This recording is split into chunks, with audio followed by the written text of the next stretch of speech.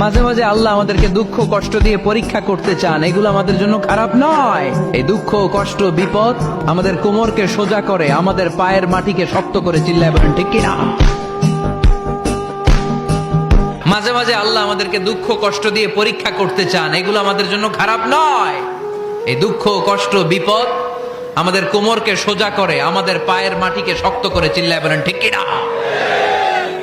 প্রতিকূল পরিবেশে কিভাবে বাঁচতে হয় এই দুঃখ কষ্ট আমাদেরকে শিখায়। এজন্য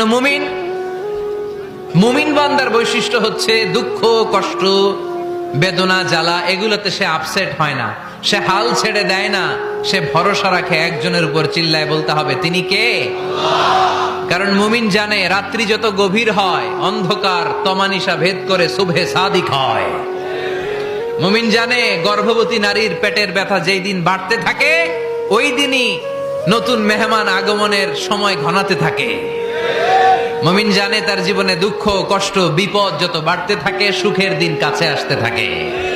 এজন্য মুমিনের হারাবার কিছু নেই। ফাইন্না মাআল উসরি ইউসরা, ইন্না মাআল উসরি ইউসরা। নবী হে, কষ্টের পরেই আছে আনন্দ, দুঃখের পরেই আছে সুখ।